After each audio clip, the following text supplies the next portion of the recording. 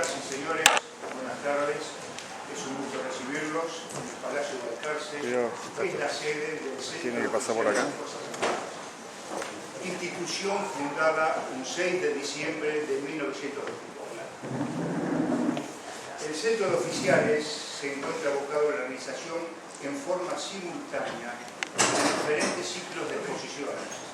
En realidad lo teníamos previsto, diagramado, para darlas a lo largo de todo el año. Bueno, decidimos ante compromisos asumidos con anterioridad en estos 3 meses, señor general, en estos 3 meses realizarlas. Así que van a ver que hay semanas que tenemos 2 o 3 exposiciones. Pero todas más o menos con la misma temática. Están referidas a determinar, analizar y difundir los intereses territoriales de la Argentina. Asimismo, su situación económica, estratégica y política. En base a todo esto que estamos hablando, tenemos el honor hoy de tener acá con nosotros al doctor Ricardo López Murphy, que nos disertará sobre los desafíos de la economía argentina. Antes de darle la palabra al doctor, bueno, voy a hacer un resumen recibido por la secretaria del doctor de la historia de vida. Es licenciado en Economía de la Universidad de La Plata, tiene un máster en Economía de la Universidad de Chicago, tiene una extensa carrera académica, 30 años de profesor universitario en diferentes universidades nacionales, extranjeras también. Autor y coautor de numerosos libros, economista, jefe de la Fundación Fiel en la década de los 90. Consultor del Fondo Monetario Internacional, ministro de Defensa entre 1999 y 2001, ministro de Economía en 2001, candidato a presidente en 2003, presidente de la Fundación Cívico-Republicana actualmente y director del Instituto de Ética y Economía de la Academia Nacional de Ciencias Morales y Políticas, doctor honoris causa de la Universidad del SENA. Antes de comenzar con la exposición, me gustaría hacer una observación. Si el doctor llega a habilitar preguntas después de su exposición, por favor, las preguntas que hagan ustedes que sean referidas al tema de la exposición. Doctor, gracias. Muchas gracias por la presentación. Yo voy a organizar esta presentación en un ambiente muy cordial como es el Centro Oficial de las Fuerzas Armadas, recordando un gran amigo mío que acaba de fallecer, que es el coronel Jorge García Mantel, que fue durante muchos años una persona muy cercana a mí, a quien yo admiré mucho por su profesionalidad, su rigor, su caballerosidad, su honestidad, y porque también este lugar me trae su memoria. O sea, inevitablemente era un lugar que frecuentábamos juntos, así que muchas de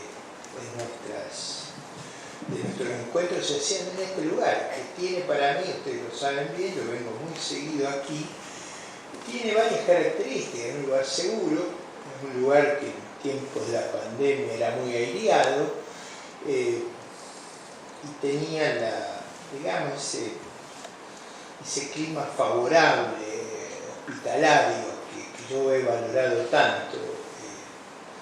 Así que siempre que hago estas últimas exposiciones lo recuerdo porque hizo un enorme sacrificio para que saliéramos adelante y hubiera una alternativa distinta. Y desgraciadamente cuando esas cosas se concretan no vivió para verlo, así que quería hacer ese pequeño recuerdo.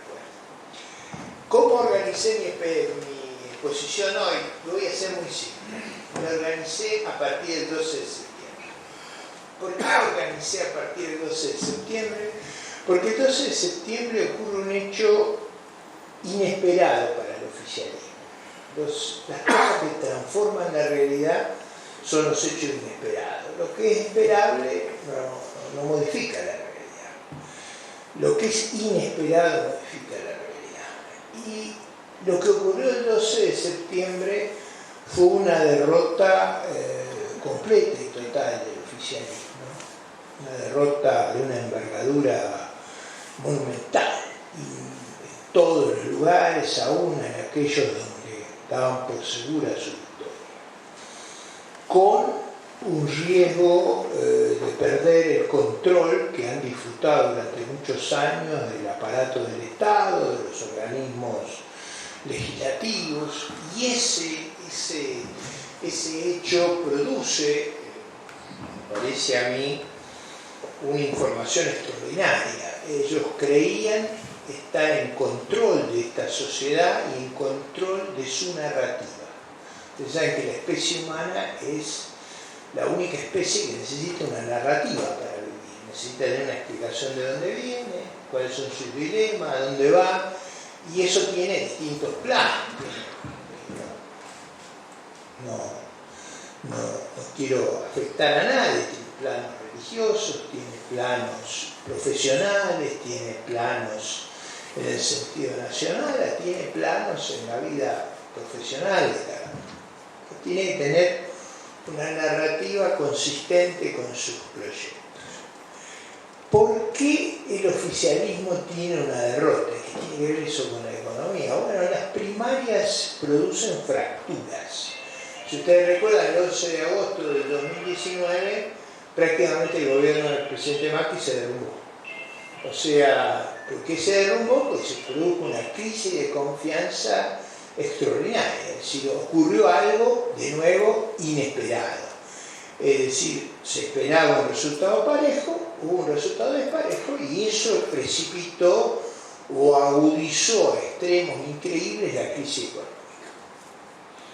En este caso, esa derrota me sirve a mí para explicar dos cosas. Primero, ¿por qué perdieron? En mi interpretación, perdieron porque hicieron muy mal gobierno. Muy mal gobierno en la cuestión educativa. La educación cumple un rol muy vital en nuestra sociedad, sobre todo en los estratos sociales más bajos, organiza la vida social. El no poder enviar a los chicos a la escuela desorganiza a la familia, les inhabilita para la vida productiva, les crea una vulnerabilidad extraordinaria. No es sustituible en los estratos más bajos por el propio conocimiento de los padres y de los abuelos. O sea, no hay sustituto de esa experiencia educativa. Esa locura de cerrar las escuelas 1 año y medio le ha sido gravosísima al oficialismo. Le produjo un daño y una desconfianza estructural muy grande. Fracasaron en la parte sanitaria, eso para mí es más obvio, es decir, se hicieron tonterías. Ustedes piensan que Pfizer utilizó el Hospital Militar Central como uno de sus campos de prueba, donde 6.000 voluntarios de las Fuerzas Armadas y Civiles se sometieron a la vacuna. Nadie sabía qué consecuencias tenía, y eso le creó a la Argentina una ventaja muy grande, porque Pfizer estaba dispuesta, a cambio de haber servido de uno de los laboratorios humanos que se usaron en varios lugares del mundo, a hacer un privilegio, que era darnos 14 millones de vacunas. El gobierno, por distintas razones, si ustedes quieren, pueden poner ignorancia, proyectos geopolíticos, corrupción, el argumento que ustedes quieran, cualquiera de ellos, yo creo que ocurrió todo al mismo tiempo, pero el problema es que nosotros no llegamos a un acuerdo con Pfizer porque en el Congreso de la Nación se modificó la ley de una manera de hacer imposible el acuerdo con Pfizer. Y es por eso que perdimos 10 meses en acceder a la mejor vacuna del mundo. Eso nos costó decenas de miles de muertos. Bueno, eso usted puede hacer lo que quiere, creer que la gente se va a olvidar de eso. Es un error extraordinario. Perdieron por un asunto de valores, es decir, los episodios del vacunatorio VIP, de los juicios VIP, de la festichola VIP. Eso también creó en la sociedad una pérdida de respeto muy profunda. Ahí hubo una herida muy profunda, creo yo, mal calculada. mal evaluada. Eso dolió mucho más que lo que el oficialismo de por sí calculaba. Por supuesto, las consecuencias económicas de esas políticas sanitarias y educativas fueron catastróficas. O sea, la economía cayó casi 10%, 3 veces la caída de la economía mundial. Y por supuesto, ese desbarajuste produjo un enorme déficit fiscal que impulsó una enorme inflación cuyas consecuencias todavía estamos viendo. O sea, ese es un proceso que usted llena el tanque de este combustible y el combustible empieza a salir. No es que es inmediato, dura en el tiempo, tiene rezagos y estamos viviendo esa realidad. Ahora, esa es la explicación de la ineptitud frente a una realidad inesperada. Ahí tiene que ser una conjetura. ¿Cómo se hubiera desempeñado otro capitán del buque, o otro jefe de cuerpo, o otro jefe de escuadrilla en una circunstancia? La clave es entrenar a la gente para que se pueda acomodar a lo inesperado, a lo novedoso. Esa es siempre, ¿cómo era que decía Churchill? Nos preparamos con la tecnología de la última guerra, el problema es que el contrario innova. La clave del mundo moderno es un ritmo de innovación, no solo en lo bélico, sino en todos los aspectos de la vida muy grande. Pero esa es una parte del problema. La otra parte del problema, y acá viene la vinculación con la cuestión económica y con el futuro, es que el oficialismo nunca entendió bien qué es lo que le había pasado cuando había gobernado. Cuando había gobernado le había tocado una época excepcionalmente favorable, y esa época excepcionalmente favorable es la que les había permitido cometer excesos que eran irrepetibles. Esos excesos no son mayores hoy de lo que fueron en el pasado, pero simplemente no existe el resto que existía en el pasado por circunstancias que fueron increíblemente favorables en términos de los precios de nuestra producción, del desempeño de Brasil. Brasil es una economía inmensa para Argentina, está al lado, 5 veces nuestro tamaño. Brasil pasó, digamos, por circunstancias favorables y revaluó mucho la moneda. Y fue como si una economía gigantesca tuviera sobre nosotros una inmensa aspiradora. Y eso explica nuestro desempeño de 2004, 2005 hasta el 2014. Esta historia terminó en el 2014, por eso en el 2015 ya no daba ese mecanismo, llegaron exhaustos y esto tampoco lo entendieron bien, porque la gente creía que venía un gobierno de otro signo, que iba a revertir los problemas, y eso les permitió girar en descubierto en una magnitud que nunca más iba a ser posible. Ustedes recuerden que Cristina al fin de su mandato había vendido 17.000 millones en descubierto que no teníamos, había llevado las reservas a un nivel negativo y había colocado una cantidad inmensa de deuda en el Banco Central, y todo eso fue solo posible porque se venía un gobierno que iba a ser de un signo totalmente opuesto. O sea, no comprendieron bien la naturaleza de lo que hacían ni por qué les fue la transición tan razonable. Pero sobre todo, y esto es muy importante para entender nuestro futuro, no comprendieron que ese tiempo era irrepetible porque la Argentina se descapitalizó.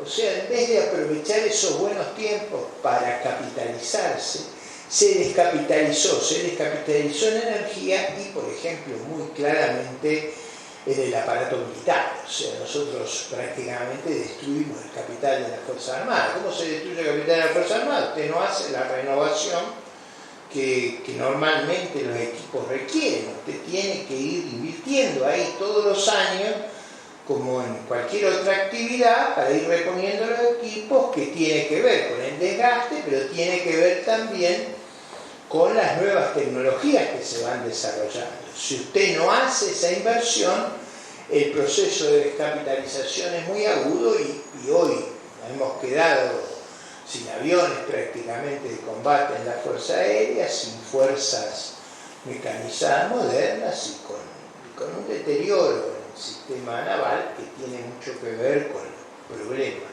que tenemos y que hemos tenido en términos de que, digamos, hay menos entrenamiento, menos horas de ejercicio y esta es una actividad riesgosa. Si usted no entrena, usted lo sabe mejor que yo, si usted no entrena, los errores son mucho más factibles que si usted entrena.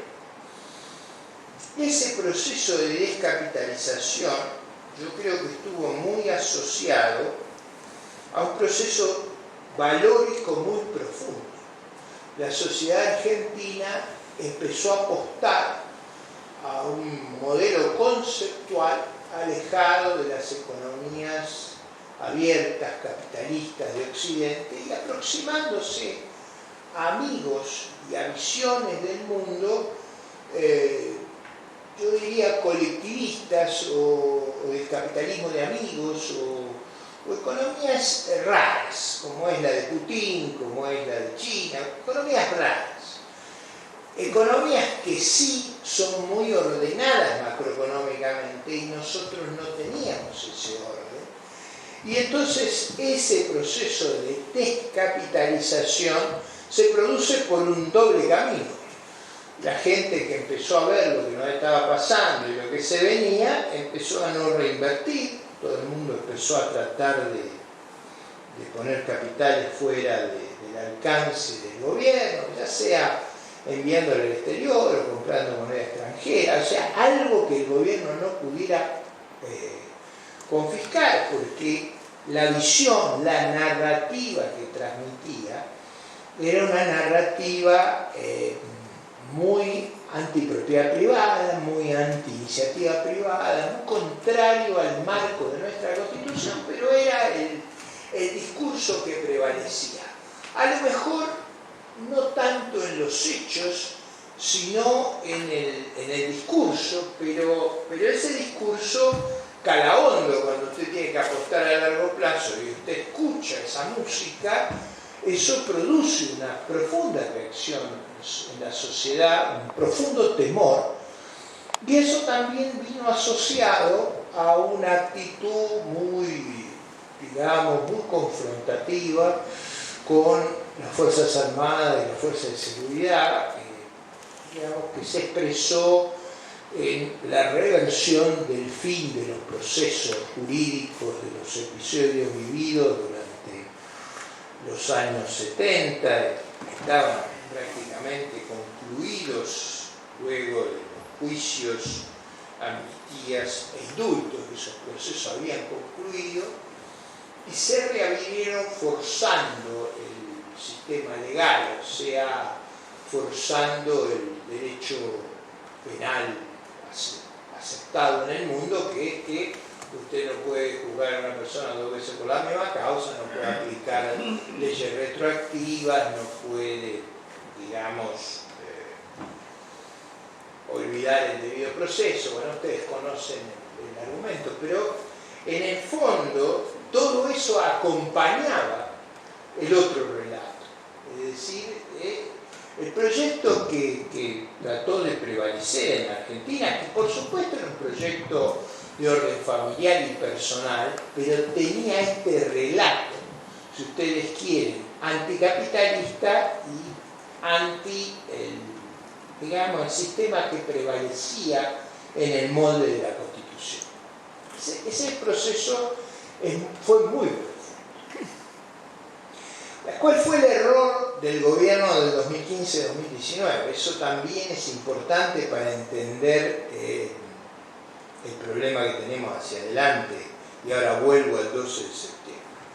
El error más grave fue subestimar la naturaleza del gobierno. En el 2015, inspirado quizás por el hartazgo y la necesidad de encontrar una salida, toda la sociedad canalizó a la oposición que estaba disponible una cantidad de sueños y de esperanza que no tenían que ver con la realidad de la gestión de gobierno, ni tenían que ver con las posibilidades fácticas que había.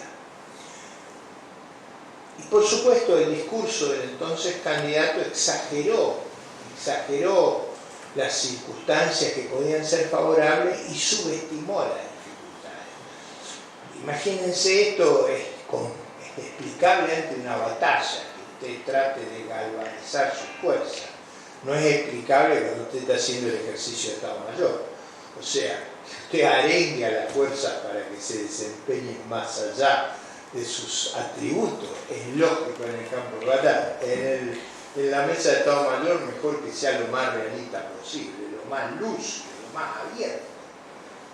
Esto para mí fue un problema extraordinario, y esa ilusión, esa subestimación del problema de la destrucción del Estado argentino tuvo consecuencias severísimas. Primero en el desempeño del gobierno y luego en el fin de ese gobierno y en el advenimiento de nuevo de una figura que su sola presencia produce un temor, es como si usted pusiera algo que impide la inversión, que actúa como un freno a cualquier proyección hacia el futuro.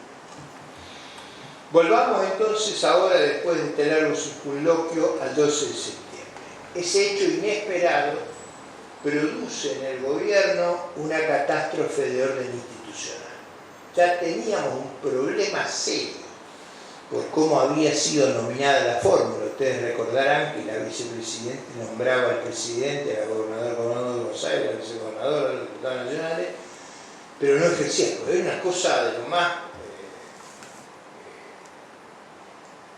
casi un jeroglífico, que a mí nunca me pareció que podía funcionar. O sea, me parecía la cosa más disfuncional que yo había visto, y que me parecía que nos llevaba a una enorme crisis, pero por el enojo que había producido el fracaso del gobierno anterior, llevó a una votación de mucha gente que normalmente no hubiera votado, pero compró esa imagen moderada, esa versión aguada, que como era el argumento que iban a volver mejores.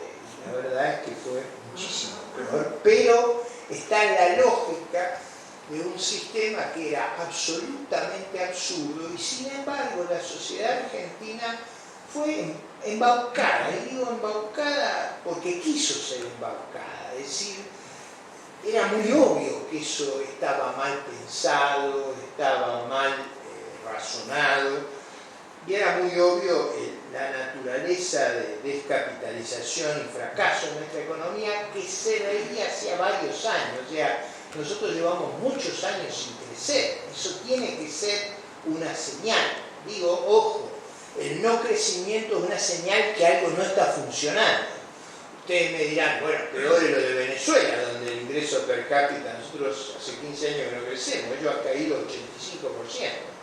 O sea, han logrado un empobrecimiento que no ha habido otra experiencia en el mundo, lo que habla de que el nivel de vida depende mucho de la organización institucional, de la organización económica, de los incentivos. A Venezuela se le ha ido su sector productivo del país. Es muy difícil arreglar eso. Tiene que haber un cambio muy dramático, porque la ida de su sector productivo ha sido reemplazado por un gobierno gangsteril. Y cuando digo gangsteril, digo asociado a... Ustedes saben que ahora está mal que no diga el pollo que está cantando ahora el jefe de inteligencia chavista, está revelando. Hoy una noticia dramática en los diarios es que fue Colini, por suerte hay alguno que todavía hace lo que debe hacer, acaba de pedir las declaraciones de Carvajal. Carvajal fue por muchos años el jefe de inteligencia chavista, que dijo, lo de Antonini y Wilson era un vuelto al lado de lo que mandaban. Digo, para entender la ramificación y la complejidad. Y está también hablando en New York otro personaje que es el lavador de dinero de todos estos regímenes, donde se mezcla la ideología con el crimen, con la delincuencia, es decir, no estamos frente, como era, ustedes recordarán, en la década del 70, la Guerra Fría. La Guerra Fría era entre dos sistemas ideológicos. Uno podría simpatizar con un modelo o con otro, pero eran sistemas ideológicos que se enfrentaban. Acá estamos hablando de otro tipo de cosas donde la ideología actúa como fachada de un modo de vida criminal, donde se asocia y convive el crimen y el gangsterismo con las otras actividades. Volvemos al 12 de septiembre. La reacción del gobierno ante el hecho inesperado es que entra en una crisis institucional profunda. Crisis institucional que se traduce en dos episodios que quiero llamar la atención porque tienen un impacto económico enorme, que son el famoso audio de la diputada Vallejo, donde trata al presidente de Mequetrefe, de Cupa. Bueno, los adjetivos eran incalificables, pero lo más increíble es que ni en ese momento, ni hoy, a Vallejo le pasó nada. O sea, lo que hay que rescatar no son los insultos, la degradación del primer magistrado, sino hay que rescatar la impunidad. Porque la impunidad significa que ese mensaje era un mensaje que reflejaba la opinión de la bancada. O sea, no es un mensaje que hay que tomar a la ligera. Es terrible los audios sucesivos de ella, pero lo más impactante de todo es la impunidad. La impunidad del mensaje de Vallejo es seguido por una carta de la vicepresidenta al presidente, donde en términos indecorosos le exige rendición de cuentas. Y le dice, echa a tu persona más cercana, sería a tu asistente, de decano, la figura más cercana, es como si a mí me hubieran pedido que me echara a Jorge García Mantel, para poner un ejemplo, una persona extremadamente cercana a mí. Esto no estaba con Luis Homenaje, pero quiero decir, era una persona extraordinariamente cercana a mí, compartíamos las cabezas. Yo pensaba, lo usaba como mi oído, o sea, él me escuchaba los argumentos, después los argumentos se generalizaban. Yo tenía muchísima confianza. Bueno, lo mismo le pasaba al presidente con su vocero. Era con quien él dialogaba. Entonces, de la manera más humillante, la vicepresidenta dice, lo echás a ese. Lo echás a ese. Y además cambiás el jefe de gabinete. Ese episodio, créanlo o no, en esas 2 semanas ocurrió hasta con episodios que si no fuera en nuestro país serían hilarantes, como es el episodio que el canciller estaba en una reunión internacional y se enteró por los medios que lo habían echado, o sea, que estaba ahí haciendo un papel imposible de explicar. Ahora, eso tuvo consecuencias en materia económica porque dio la imagen. No se olviden que la economía depende mucho de la institucionalidad. Yo suprimo el derecho de propiedad y automáticamente la sociedad es un caos inenarrable, porque volvemos a la selva.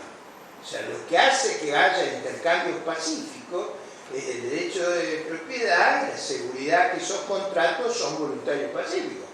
Donde yo puedo volver a la jungla y saquear al otro y el más fuerte prevalece, la organización social colapsa.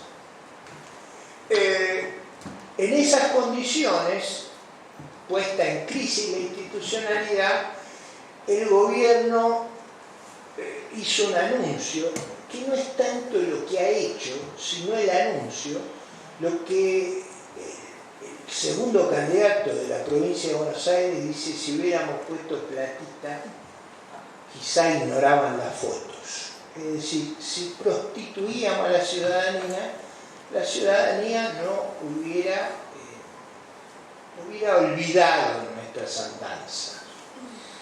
Esa es una lectura horrible de la sociedad, de la ciudadanía, pero además una lectura inaceptable para la sociedad. Pero eso tiene una contracara. Si usted ve un gobierno donde sus voceros principales hablan del plan Platita y Piñata, lo que usted dice es: acá van a desbarajutar todo. Yo necesariamente tengo que hacer un proceso de cobertura. Entonces todo el mundo empieza a cubrirse como puede. Digamos, el que puede acumular inventario, acumula inventario, el que puede acumular moneda extranjera, acumula moneda extranjera, el que tiene deuda en dólares la trata de pagar. Es decir, empieza a actuar de una manera que usted no actuaría si no le dijeran abiertamente el gobierno que piensa hacer una juerga que nadie sabe cómo se paga, que solo tiene una lógica si usted cree, como yo alguna vez expliqué públicamente, que los planetas chocan el 14 de noviembre. Si yo les dijera a ustedes los planetas van a chocar el 14 de noviembre, no necesitamos que los planetas choquen, que viene un aerolito de, digamos, 50 kilómetros de ancho y choca contra la Tierra, se acabó la vida humana. El impacto sería de una dimensión que no, la Tierra, no, esa velocidad no lo soporta. Pero el 14 no es verdad que va a terminar la vida. Una de las cosas que da la madurez es saber que mañana viene, que el pasado también, que el mes que sigue también, que el año que viene también, que no puede tener una mirada miope que la vida se acaba acá, sino tiene que mirar el largo plazo. Y la sensación que tiene todo el mundo es cómo usted invierte, cómo actúa en un país bajo esa inmensa incertidumbre, cuando además el ministro de Economía le dice que está todo bien, que ve que está todo regenerándose, y el responsable, como usted va al médico, usted puede respirar y dice: qué bárbaro, los pulmones suyos. Dice: yo puedo respirar. Acá hay algo que está muy mal, todos los indicadores dan mal, y el ministro me dice que está todo bien. Y ahí viene de nuevo el problema, es decir, ¿cómo sigue?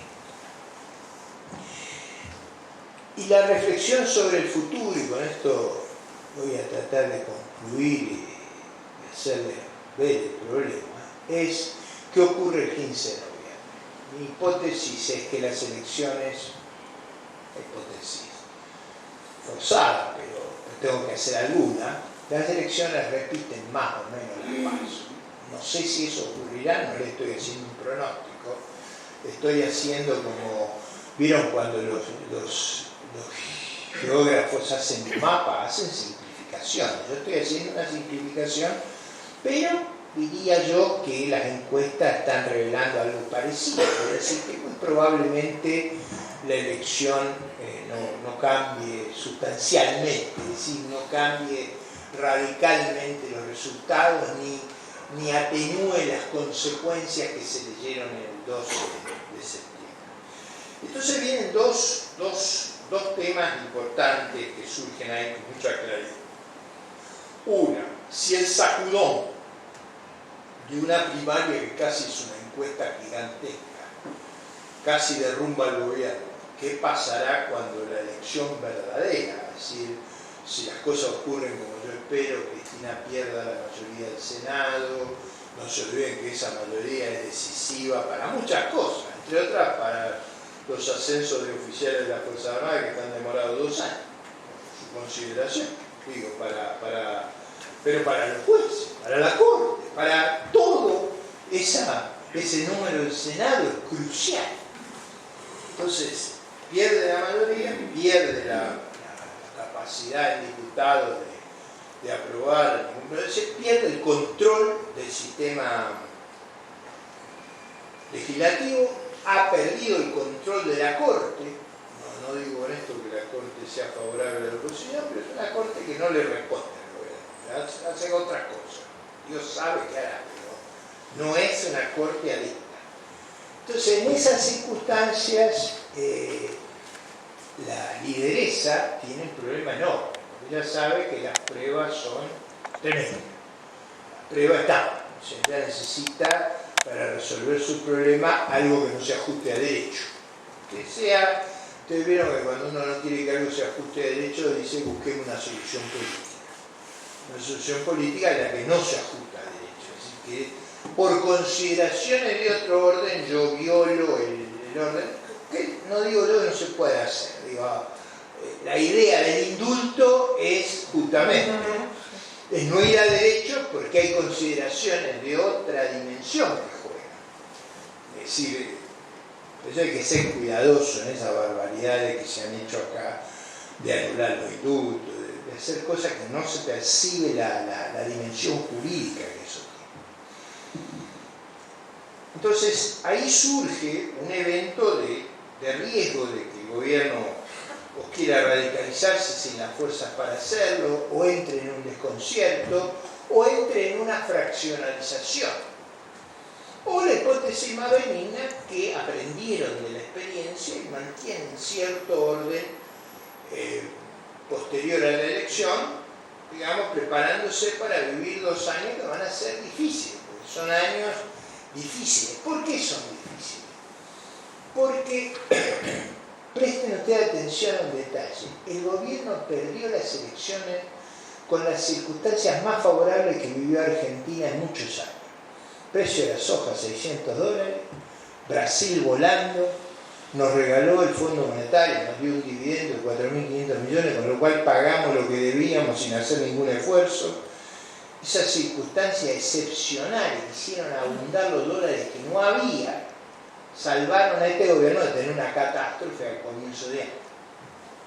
Digo, ahora, en esas condiciones tan favorables tuvieron una derrota aplastante. Imagínense lo que hubiera sido bajo condiciones más normales, que es muy probable que sean las que tengamos el año que viene. El año que viene no va a estar la soja a ese precio, no va a estar el regalo del fondo, no va a estar Brasil creciendo. Vamos a tener un escenario tampoco terrible, pero digo, un escenario que requiere un gobierno inteligente. Ahora, un gobierno inteligente, ¿qué es lo que necesita? ¿Qué es lo que uno hace si es inteligente? Lo primero es tener un buen diagnóstico de dónde está parado. Y el diagnóstico acá hay que revisarlo de manera integral. Y cuando digo de manera integral, no estoy pensando simplemente en las cuestiones económicas, que por supuesto hay que hacer una revisión integral de nuestra organización económica. También hay que hacerla en nuestro sistema educativo. Nuestro sistema educativo está en una profunda crisis. Hay que hacerla en nuestro sistema sanitario, hay que hacerla en nuestro sistema de seguridad, inteligencia y defensa. Ustedes vieron, ya, son errores de mucho tiempo. Iba a decir una cosa, pero como estamos grabando no lo voy a... Pero acá han pasado cosas que son inenarrables en esta materia. Entonces, necesitamos repensar la política exterior. ¿Dónde vamos a ir en un mundo tan complejo, a los que les gusta decir que se acabaron la hipótesis de conflicto? Yo digo, observen Taiwán. La hipótesis de conflicto más grave que hay en este momento es Taiwán. Y es una hipótesis que uno dice, bueno, estamos al borde de un problema. Pero sí, justamente, que la naturaleza humana está detrás del conflicto. El conflicto siempre está. Y nosotros nos compramos conflictos donde no tenemos ni necesidad.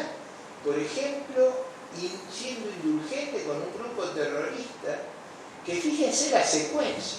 El gobierno argentino, a un argentino, lo entrega a otro país para ser juzgado por actos terroristas, lo someten a juicio, lo condenan en un juicio donde tuvo todos los atributos para defenderse por actos terroristas, y el embajador argentino va a buscar su libertad. Una cosa inexplicable. Pero lo que es más grave es que ese conato terrorista guerrillero que ha hecho en el sur de Chile atrocidades, está actuando de este lado. Quizás no con la intensidad del otro lado, pero está actuando.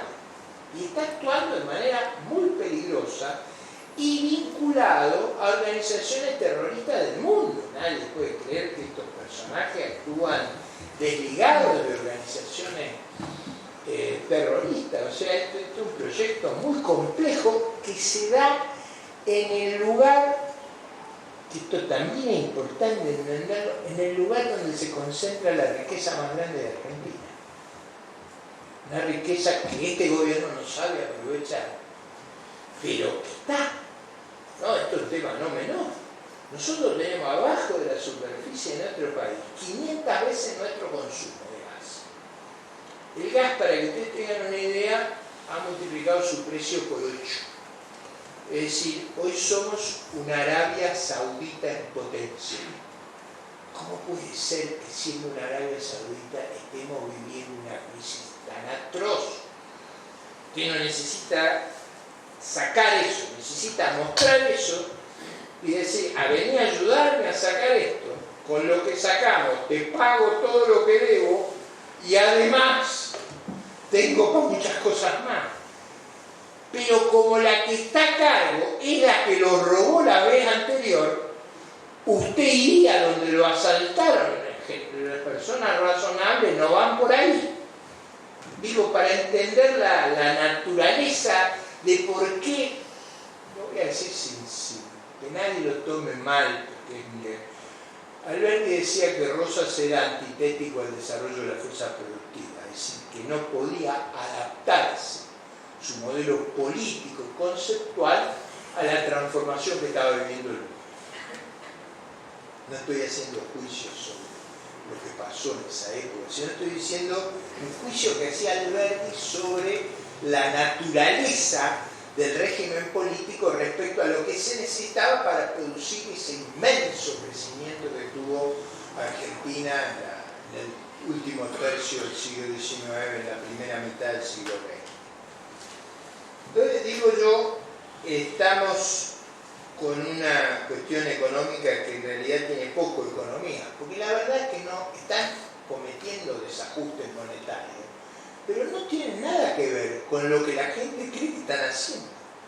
Están haciendo menos de lo que la gente cree, pero han hablado tanto que han generado mucho más pánico de lo que están haciendo.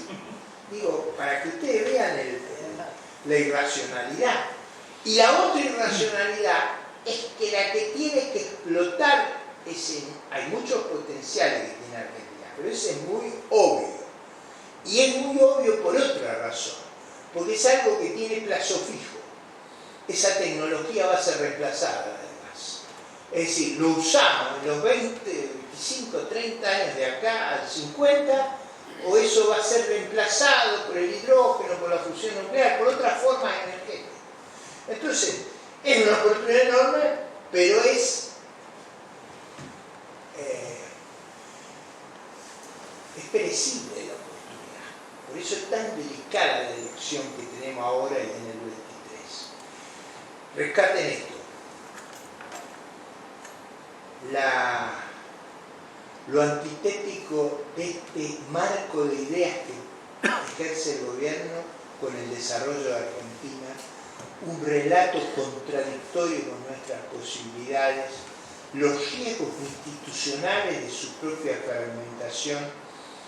En realidad el problema más que económico es político y más que político es institucional. O sea, el marco institucional y político argentino produce estos resultados. Mucho más que la gestión económica, que es muy incompetente, pero no está en el problema esencial ahí, está en la otra cuestión, está en que hablan de temas que no deben hablar gente muy peligrosa, como el ex ministro de Salud de la provincia de Buenos Aires, el orientador de las expectativas.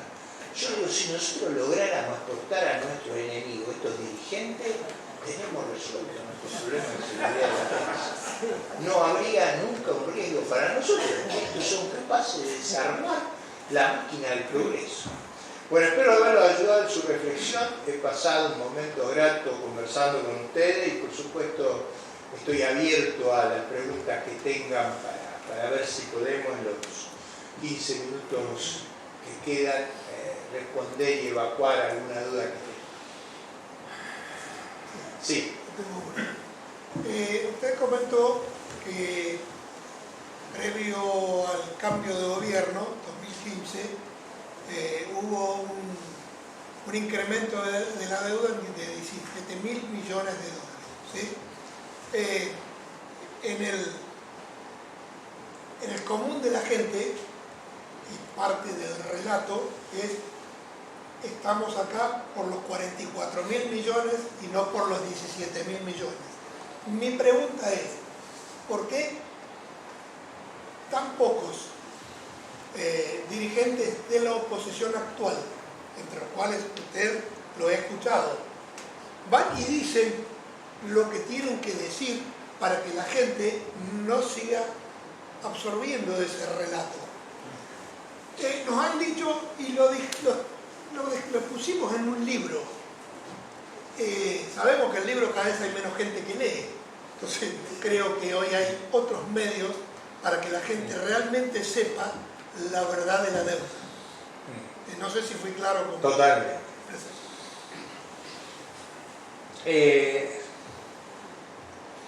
En verdad ha habido muchos esfuerzos de clarificación de esta cuestión de dirigentes opositores. Yo lo he dicho en muchos debates televisivos, pero si alguno tiene interés especial en ese tema, un economista muy destacado, Gabriel Rubinstein, publicó en Economista Comercial hace unos 2 meses atrás, un mes y medio atrás, una explicación por periodo de gobierno de cómo había variado la deuda haciendo el ejercicio bien hecho. En realidad, el presidente Macri endeudó menos el país de lo que se dice. Cristina endeudó en su segundo mandato bastante al gobierno, y ningún gobierno endeudó tanto al país como este. Ninguno como este. ¿A qué se debe esa oscuridad o, digamos, ese relato mentiroso? Usted me dice, este gobierno acaba de colocar desde diciembre del 19 50.000 millones de dólares de deuda. Y estamos hablando de los 44.000 millones, van a ser 40.000 millones del presidente de que le debo al Fondo Monetario, que es un sexto de la deuda que tenemos, porque la deuda que tenemos es 250.000 millones de dólares. Esa es la verdadera deuda que tenemos. ¿Por qué ese relato prevalece o por qué ese relato se usa una y otra vez? Bueno, a mí me hace acordar a lo de Goebbels, es decir, repite, aunque sea un disparate. No hay forma de hacerle ver los números. Mire que yo he ido a varios debates donde los he llevado, los números se los he mostrado, hasta fui columna por columna de las estadísticas oficiales. Porque afortunadamente las estadísticas están, o sea, son todos números conocidos. Los he mostrado una y otra vez y han estado impertérritos. Y yo reconozco que esa mentira forma parte de una explicación absurda, como es la del Lofer. No es verdad que que el gobierno anterior le armó los juicios. La mayor parte de los juicios empezaron en la época de Cristina Fernández de Kirchner por escándalos que ocurrían, como los bolsos, bueno, eso ocurrió después, pero ocurrían escándalos y cosas que iban surgiendo.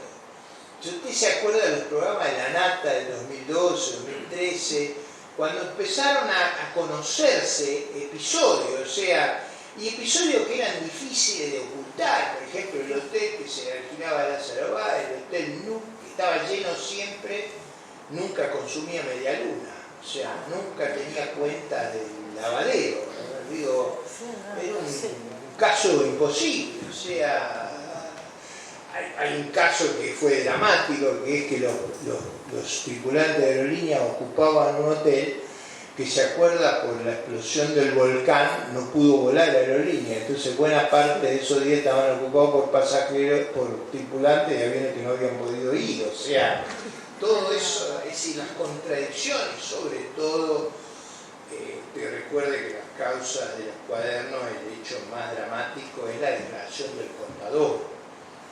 El contador puso sobre la mesa cómo eran las cosas, o sea, acá no hay escape. los secretarios que se morían, usted vio que los secretarios se morían multimillonarios, se morían, uno se murió de cáncer, el otro lo mataron buscándolo. Digo, los hechos son, sin embargo, todo eso está tapado por la idea de que hubo una gran conspiración para inventarle pruebas.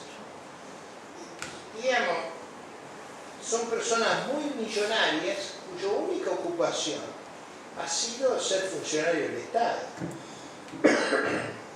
Ningún funcionario del Estado gana para hacer esas fortunas. O sea, digo, no es posible eso.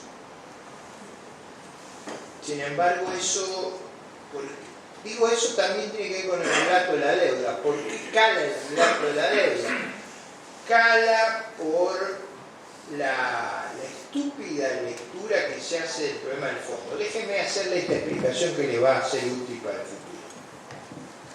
El Fondo Monetario es como un banco de bancos, es como un banco central, mundial. Cuando hay una crisis financiera, ¿qué hacen los bancos en Argentina? Si hay una crisis financiera, el banco pierde depósito. Cuando pierde depósito, le pide ayuda al Banco Central. El Banco Central le repone el fondeo para pagar los depósitos con un préstamo al Banco Central. ¿Cuándo devuelve el redescuento el banco? Cuando recupera los depósitos. ¿Cómo fue el préstamo del fondo en todos los otros casos? A Uruguay le prestó una cifra más grande que a nosotros en proporción al país. Le prestó en el 2003 y en el 2004 Uruguay le devolvió. ¿Cómo le devolvió? Porque volvió a conseguir los depósitos, o sea, volvió a colocar los bonos que la plata del fondo se usó para pagar los bonos. Si usted volvía a adquirir crédito, o sea, volvía a ser sujeto de crédito creíble, usted colocaba los bonos y le devolvía la plata al fondo. No hay ningún secreto, es como un banco central que actúa amortiguando las crisis. No había ahí ningún secreto. Ahora, en la fábula popular, el Fondo Monetario, vaya a saber, es producto de una inmensa conspiración que todos los países pertenecen de idiotas. No puede ser eso. No existe un análisis racional, no se entiende cómo funcionan las instituciones mundiales. Ahora, claro, cuando usted construye una ideología sobre ficciones y falsedades, usted tiene que repetirla, y yo ahora hay momentos que no sé si no se las creo. O sea, porque ese mundo imaginario ha reemplazado al mundo real. Y es por eso que Castro es un héroe y no un degenerado como yo creo, digamos. O sea, no, pero digo, yo antes era muchos años en mi vida me pasé enfrentando en toda Latinoamérica las ideologías castrocomunistas. Fui presidente de la Red Liberal de América Latina. Conozco todos estos regímenes de adentro, o sea, he estado ahí, combatido ahí, o sea, conozco muy bien la ideología. Yo siempre pensé que eran terriblemente ineficientes en lo económico, terriblemente dañinos en lo político, en lo institucional y en lo valorativo. O sea, yo siempre pensé que el castrismo hacía un daño antropológico, deformaba a la persona. Pero ahora con los episodios de Maradona, me he enterado que era un centro de prostitución infantil del régimen que proveía a Maradona para usar a Maradona. Porque si usted sigue la fe de Maradona, es una fe donde le llevan chicas menores de edad para que durmieran y se drogaran con él. Y era, es decir, es un cuento atroz. Por alguna razón que yo desconozco, la sociedad argentina no lo registra. Todavía sigue viendo como un héroe a un hombre que es un degenerado.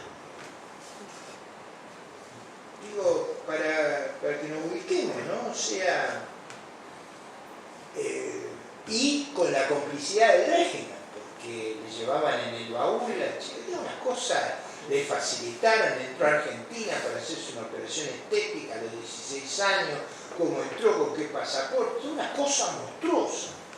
Nadie presta atención a eso. No sé si usted... Es lo mismo que con la deuda que usted me preguntaba, discúlpenme que me haya perdido, pero es el mismo ejemplo. Es una cosa absurda que se repite y se repite y se repite, y al final usted termina repitiendo.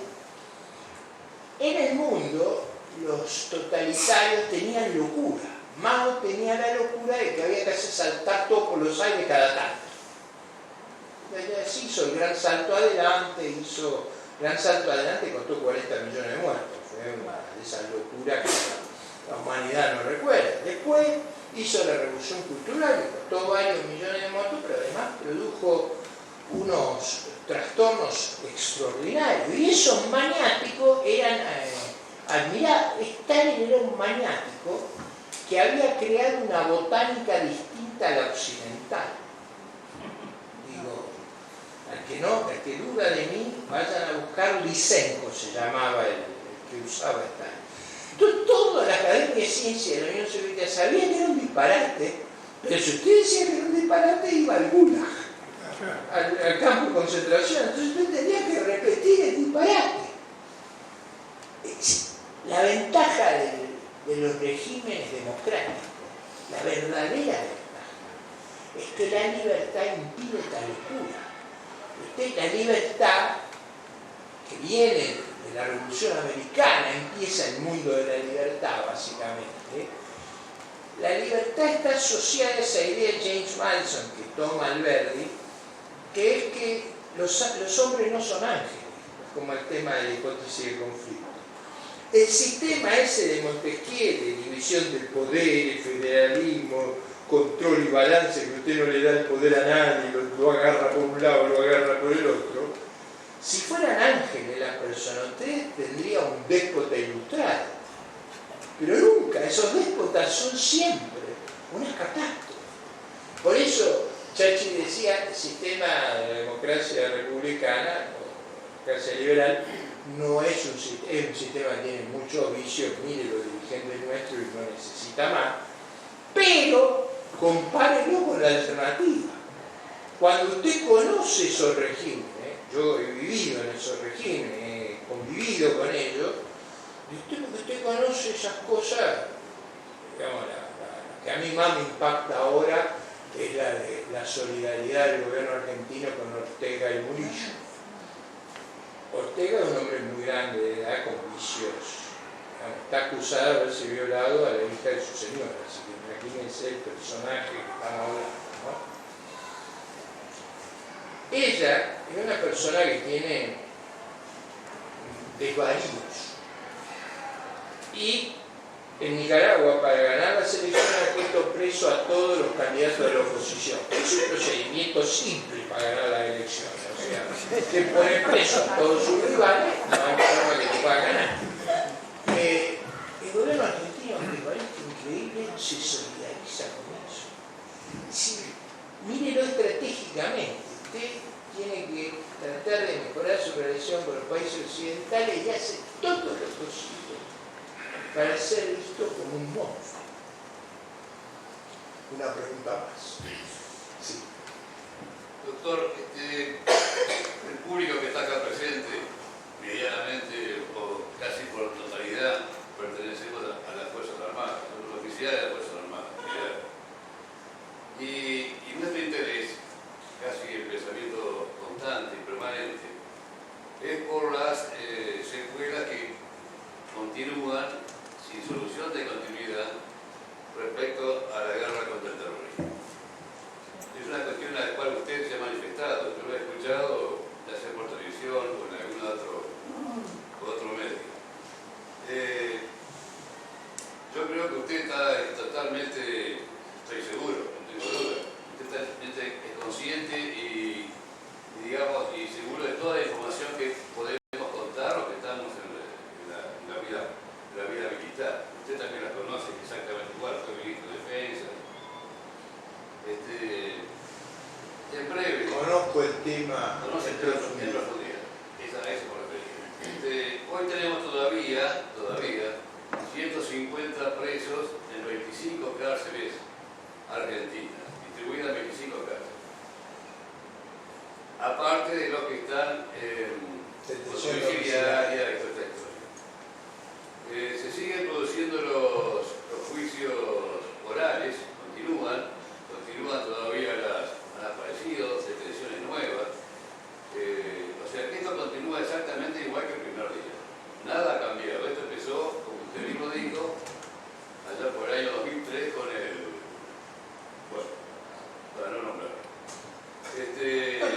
con un fallo de la Corte que cambió la doctrina establecida.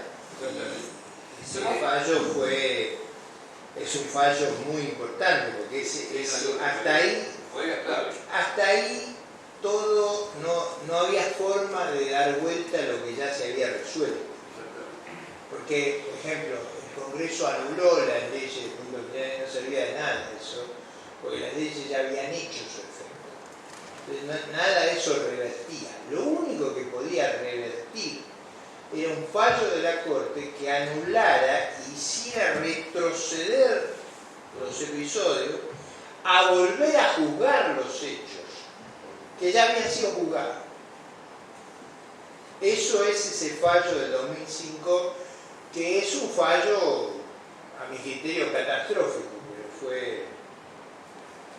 Hay mala inquietud que creo que todos los que aquí presentes estamos con el pensamiento permanente en el tema este.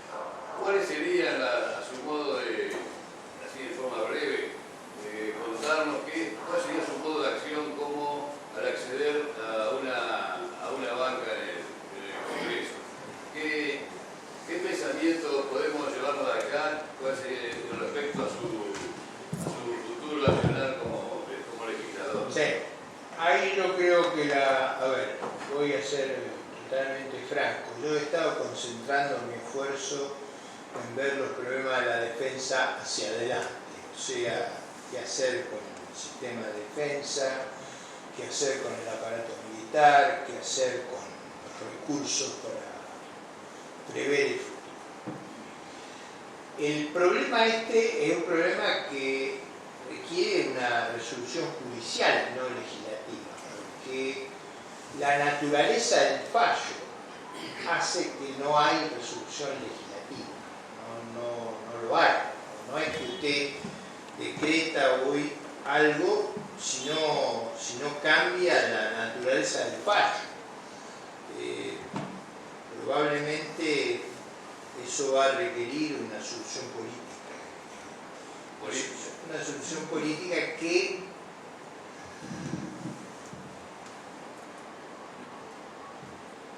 obligue a un fallo que revierta el fallo del 2005. Si no, no hay... El fallo del 2005, recuerde usted, que dice que no hay amnistía en el indulto global. Usted lo que puede hacer del legislativo es una amnistía o del poder ejecutivo un indulto. Pero la naturaleza del fallo, por eso era tan terrible el fallo, cerraba esos caminos, que habían sido usados. Esos caminos habían cerrado el problema jurídico. Yo creo que lo que creo que la Corte intentó, y desgraciadamente el gobierno anterior actuó en contra de la Corte, intentó resolver el problema con el 2x1, usted recuerde, e intentó hacerlo con la idea de que reemplazar la prisión física por prisión domiciliaria. Eran dos cuestiones que, por razones de edad, de derecho, de los riesgos que se corrían, había todas las excusas posibles. Lamentablemente están en el poder los que actuaron negativamente con eso.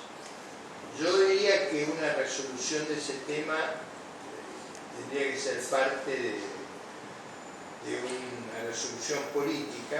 Parte de eso tiene que ver con el desarrollo de los fallos del caso de Raúl. O sea, porque una vez que usted extienda la doctrina para el otro lado, ¿por qué extender la doctrina para el otro lado? Porque hubo cooperación internacional en la acción terrorista, si hubo cooperación internacional de Cuba, los temas son de lesa humanidad, entonces usted tiene simétricamente los casos y ahí usted tiene una resolución. Esa fue la estrategia del doctor Vigo hace muchos años, por eso ha seguido la causa de Raúl, y la verdad Vigo a mí me ayudaba y lo dejó. Se dedicó solo a eso una buena parte de su vida y de su capacidad jurídica, que es muy grande. No veo una solución legislativa a eso, para serlo. Veo una solución política que requiere un fallo judicial, no nos engañemos sobre eso. de la Copa. Que la actual composición yo no lo veo fácil. O sea, es más fácil, es decir, yo creo que Rosenkrantz entiende bien el problema y sabe bien los excesos que se han cometido.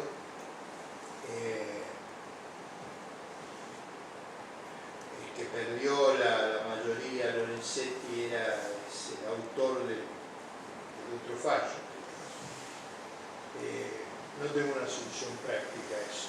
Eso va a ser producto de una solución política. Por supuesto que si usted tiene el comando del poder, tiene el dominio del Ministerio Público, las causas son fáciles de evitar las anomalías que han ocurrido. Usted sabe que todos esos juicios son muy anómalos porque usted está tratando de recordar cosas que pasaron hace más de 40 años. ¿Cómo usted se acuerda del perfume que se usaba hace 44 años? ¿Cómo identifica? Yo no me acuerdo a la edad mía de cosas que pasaron hace 10 años. Va a hacer acordar a toda esta gente de mayor de 70 años. ¿De dónde salen los recuerdos? No tengo una solución. Cuando yo tengo una solución va rápido. No tengo una solución práctica. No se va a resolver en legisladores. Y el que le diga que se resuelve no le está diciendo la verdad. Pero Ricardo, tenemos ahora 2 años muy duros en Argentina, muchos años después, pero hace 18 años participé en la campaña en la que usted se candidató a presidencia. Participé con mucho entusiasmo, con muchas ganas y todo el mundo estaba con muchas ganas. ¿Cómo anda usted para los próximos años que vienen? Claro, no, porque decía que mira para adelante, para atrás hay un montón de cosas que están dolorosamente archivadas, o se deben ser dolorosamente archivadas. No, tienen que ser corregidas. ¿Cómo está para lo que viene? Que viene a ser muy duro. A ver, la derrota del 2003 fue muy grave en este aspecto. Yo tenía muy claro ese tema. Sabía por lo que venían si yo era derrotado. Desgraciadamente mucha gente no fue consciente de eso. Si hubieran sido conscientes, otros esfuerzos se hubieran extendido. Yo estoy físicamente bien. Yo creo, usted sabe que he dicho a la oposición con toda claridad, el año que viene es el año del programa, porque la oposición es mucho más sana que el oficialismo, pero siendo más sana no quiere decir que esté cohesionada, ni que tenga una narrativa, ni que tenga pensado problemas tan complejos como este. Por supuesto que las crisis, en este caso, son oportunidades. Entre otras cosas, cuando hay crisis es cuando estos problemas se pueden abordar, que entre el paquete de las cosas que hay que hacer, se pueden abordar. Digo, para entender el tema.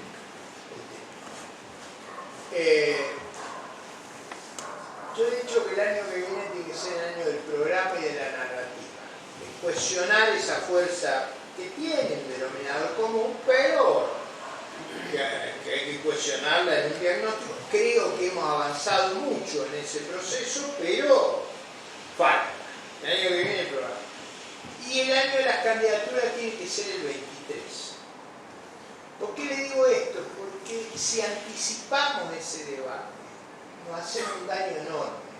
En mi caso, además, tengo la edad que tengo, pero más allá de eso, anticipar candidaturas es perder influencia. Hoy les puedo asegurar a usted, me escuchan como si estuviéramos en misa. Si yo llegara a decir que voy a ser candidato, los oídos se cierran, no los de usted, pero el resto de los oídos es otro juego. Entonces, mi voluntad y mi forma de pensar el problema es el 22 el programa y la narrativa, el 23 vemos quién está en mejores condiciones, quién tiene más actitud, quién enfrenta las cosas de mejor manera, si el gobierno sale por un camino racional. Recuerden el problema del 15 de noviembre. un presupuesto que no es claro para nada, es que va a rumbear por un rumbo racional. Puede rumbear por un rumbo y entremos en una cantidad de problemas enormes. Digo, por ejemplo, fíjese, y con esto voy a concluir, Chile siempre nos parecía un país organizado, serio, extremadamente exitoso, no solo en eliminar la pobreza, en el crecimiento económico, en su inmensa, todo lo revés que nosotros, su inmensa capitalización, que para ustedes que son militares lo pueden ver fácilmente en el equipamiento que ellos han tenido. Chile está al borde de un colapso. Un colapso institucional porque está haciendo una reforma constitucional que es una catástrofe. Y los candidatos que disputan probablemente estén en posiciones de llegar a una persona que se parece a los de acá. Así que es como si le ocurrieran todas las desgracias juntas.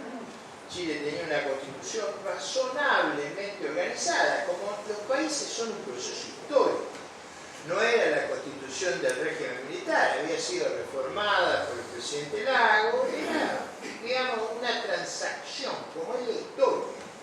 Si usted quiere eliminar a la otra parte, es decir, esta idea de que vamos a trabajar sobre un lienzo en blanco, esa es una visión extremista, totalitaria. Si la historia se va construyendo de acuerdo, entonces usted, una de las razones por qué no se pueden hacer leyes retroactivas, ni se pueden dar vuelta a lo que se pactó, es que usted no puede creer hacia el futuro, ¿no? Es decir, el problema de haber dado vuelta a las leyes penales, mírelo desde el punto de vista económico. Usted vendría a invertir a un país que fue capaz de dar vuelta a las leyes penales. Véalo desde usted que me preguntaba, piense que acá dimos vuelta a las leyes penales. Imagínese que invirtió acá y le dice, esto que vos creías que era tuyo, no es más tuyo. Y eso se puede ocurrir, o sea, digo, estos son los riesgos. Entonces, los países dependen mucho de estas cuestiones de sabiduría colectiva, de no rumbear para un lado muy equivocado. En el 2003 el país rumbeó mal y lo estamos pagando muy caro. Vamos a ver si lo podemos dar vuelta. Yo confío, el 12 de septiembre ocurrió una cosa que yo esperaba y otra que no. Yo creía que el oficialismo iba a una derrota catastrófica, y lo dije varias veces, una paliza de colosales dimensiones. Como esto de colosal me lo han hecho muy risueño, todo el mundo se acuerda de la expresión. Pero también creí que me iba a ir mucho mejor a mí en la elección. O sea, creí que íbamos a perder con María Eugenia Vidal 3-1. Me parecía que teníamos una lista, una propuesta, un vigor. Yo hubo un momento que no escuchaba a nadie que no me votara. Cuando abrimos las urnas me llevé una sorpresa. Por eso digo, hay que tener ese equilibrio, esa ponderación de mirar las cosas con objetividad. Disculpe, una pregunta. En el caso que la gente pierda las mayorías en las cámaras, ¿va a haber alguna argumentación de peso a través del Congreso que este gobierno quiera seguir gobernando a través de los decretos de necesidad de urgencia? Ahí no lo puede hacer. Ahí no lo puede hacer. A ver que usted perdió la mayoría, eso no lo puede hacer. Definitivamente. Definitivamente. Porque va a ocurrir eso, ¿no? No, pero eso, si usted no tiene la mayoría, eso no lo puede hacer. Usted para tener necesita la mayoría de una cámara. Lo respalda. Entonces usted va a la cámara, aprueba el senador y ahí el DNU que la va. Usted pierde la mayoría, perdió ese, pero esa es la expresión de crítica. Y además porque los resultados en teoría están perdiendo lugares que era difícil que la Pampa y Chubut son muy grandes. Bueno, yo creo que la verdadera clave de la elección es la Pampa. Ahí yo no, alguna vez lo dieron vuelta. Me cuesta creer que la den vuelta esta vez, pero digo, la elección tiene sorpresas. Yo tuve yo creí que me iba a ir mejor de lo que me fue. No es que estoy arrepentido de que hicimos lo que debimos, creo que todo fue razonablemente organizado y marchó por el lado que me hubiera gustado armar una coalición más grande, me hubiera gustado agrupar mejor a mi afinidad, pero bueno, eso a veces se puede, a veces no se puede. Pero digo, estemos atentos, vamos a ser producto de nuestra próxima conversación. Sí, dígame. Si el señor presidente me permite, última pregunta. El doctor López Murphy mencionó a China. Nosotros tenemos una base militar china que recibe órdenes de un jefe militar chino. ¿Cuál es su opinión respecto a esta base supuestamente para estudiar la atmósfera? Que fue una increíble imprudencia del gobierno de Cristina Fernández Kirchner haber hecho eso, que tiene una dimensión muy peligrosa, y yo diría, durante varios meses estuve temiendo que en Ushuaia intentaran financiar un desarrollo que hubiera sido aún más peligroso. Creo que es un problema muy serio, un problema delicado que tenemos ahí, un problema que habrá que manejarlo con mucha prudencia, y que a mí me parece que deja una lección, que es que nunca un gobierno debe comprometer el futuro de una manera tan compleja como en ese caso. De todas maneras, tiendo a pensar que eso obedece a todo el problema de la tecnología del espacio, que obviamente es un área de conflicto que está ahí entre Estados Unidos y China. O sea, el riesgo que la guerra, yo digo que las guerras hoy van a ser convencionales, pero también cibernéticas y espaciales. Y esa dimensión, esta base tiene utilidad en la cuestión espacial. No, bueno, yo creo que ese error no se comete nunca más. Ese error fue el que posibilitó el swap chino, que nos permitió llegar en el 2015 a la transición. Una tragedia. Ha sido un placer estar con ustedes.